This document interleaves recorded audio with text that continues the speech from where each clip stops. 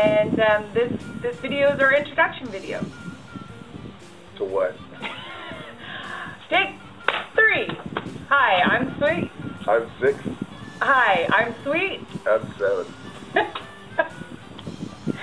Okay. Hi, I'm Sweet. And I'm Sixx. And we are the Wild Pack. Yes. And today we are going to give you a video. No. Hi, I'm Sweet. And I'm Sixx. And today we are going to give you. No. Okay. Hi, I'm Sweet. And I'm bored. Stop. Okay, sorry. Take 5 million. Hi, I'm Sweet. I'm Sixx. And we are the Wild Pack. And today we're going to do a short little vignette, so to speak, of our life up to this point. Because who we are. Yes. Yeah. Yep. Just so you can get an idea of who we are, so that you get a better feeling of what we're about to do and why we would do such a thing. So here we go.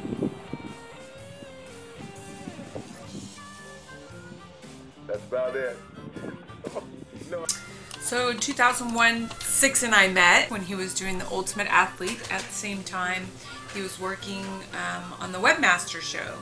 And yeah, it was a lot of fun. It was the magazine got me started really in mixed martial arts because a friend came into town. And at the time, I owned the local newspaper, and he wanted to advertise his mixed martial art. Oh, it was called Ultimate Fighting back then. Yes, and then so we did that. Yep, and so we started some of the studios, and then at the same time I was doing fitness competitions, WTF, Women's Try Fitness. Yep. And then we got married. That was a lot of fun. Yes. Got married on the beach in Santa Barbara, in my hometown. Yep, and started Bad Breed TV and traveled with the kids. Went around the country producing DVDs for Hollywood Video. Got to train and hang out and spend a lot of time with all the champions at the time, Randy Couture and, and then Chuck Liddell and all those type of guys. But it was a lot of fun, yeah. And then we came back from that and started our sailing business, and we did that a couple of years, doing sailing charters out of Ventura. And we ran into a boat show there from El Dorado in San Felipe, and that's what brought us here, brought us to San Felipe, to Baja. And we decided to retire early, so we moved to Baja, and shortly after getting there, the Lions Club there asked us to help them produce, because they had heard that we were promoters, and they had asked us to help them produce a fundraising event. They had just chartered their club for the first time, and they needed a big fundraiser. Blues and Arts. So the Blues and Arts Fiesta by the Lions Club in San Felipe. So we did that with them for 8 years. 8 years. Well, 7 years, and then 7 years into that, yeah. And then Jackie and Marty Alameda from Rosarito Beach came over and asked us. John's not tagging, by the way. He's removing the tagging. That's in La Paz. That's in La Paz. The picture's there. Yeah. Yeah, I couldn't handle seeing Feliz Navidad, Merry Christmas, with a bunch of tagging underneath it, so we had to get rid of it. We were traveling around. And then we did the Baja Blues Fest the first year with helping Jackie and Marty. That was the year that we were walking to Cabo, which was quite daunting. That whole year was just overwhelming with so much. A blues festival, walking 850 miles for charity. That year kicked our butt. So much so, that we decided that was going to be our last year of putting on blues festivals.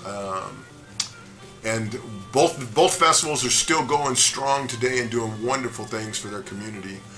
And then we did the Baja Love Ride. Yeah, we did the Baja Love Ride for charities. We went from Rosarito to San Felipe over 4 days. We had about 25 riders. Yep. We stayed at orphanages, which was awesome. And then we came back, did a concert with Cuba Gooding Jr. or Senior, and raised enough money to take care of all the teeth from the orphanage.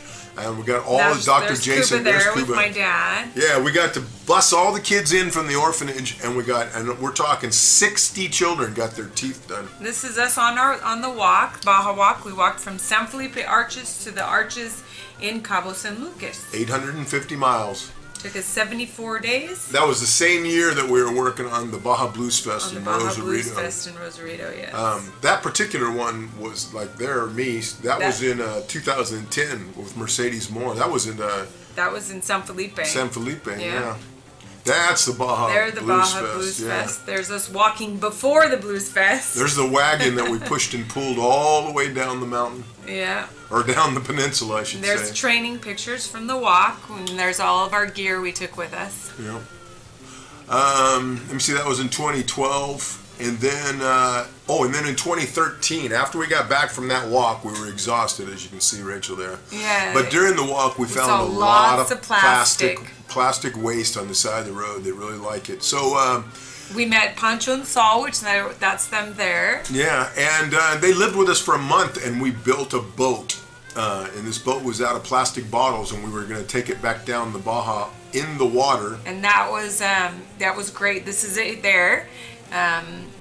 To bring awareness to plastic waste in the ocean. Unfortunately, the pedaling mechanism on the boat failed on us and gave out. The bearings gave. Yeah. So we built a second boat, and by that time it was too late in the season, and we couldn't return. So we were lost and didn't know what to do.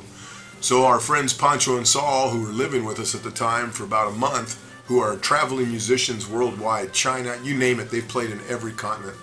Anyhow, they said, well, why don't you guys just learn how to play music like we do? And there we are. And timing was perfect, so that's what we did. That was our office, and so we set up and we kind of hunkered down all summer and learned. And we figured, hey, we've been doing blues for 8 years. We've learned to really love it. Sixx used to play bass. When he was a kid, that's one of his bands. I started off playing cajon, didn't really grab it, so I started the bass. So I said, here, you play the bass, I'll play the guitar. And this right here is our first event ever. We had our food drive. It was just John and myself, and with backing tracks, and we raised a lot of food for San Felipe. And it went so much so that at that point we made our trip and decided to go, and we did a tour all the way up to Oregon at food banks, raising food for food banks, and really enjoyed it. So we came back that year. We put on the Latino Fest, which was a great success. We had a really good time again. And then this is the us. tour. That's this is the start of the tour. Our very first tour started in San Diego the first time too, coincidentally enough. Actually, it started in San Felipe, but our first U.S. was in San Diego. Yep. And there we are. We'll play for food. Blues Against Hunger. That's our grandson. Which was awesome. We got to go see him on the tour. Yep. And then after we got back from that, it went so well we decided to take it all the way down Cabo, or down the peninsula. It's like Baja, all the way to Cabo. So we took it all the way down and played in about 9 cities all the way to Cabo San Lucas. Ensenada, Rosarito. We went to Cabo, obviously, Loreto. You name it, all the way down. San Then we came back and again worked on, you saw that folk festival, and we helped produce the folk festival. It's been 11 years. We did it with Tony Norris for about, I think we did it for 6 years. 6 years with him, yeah.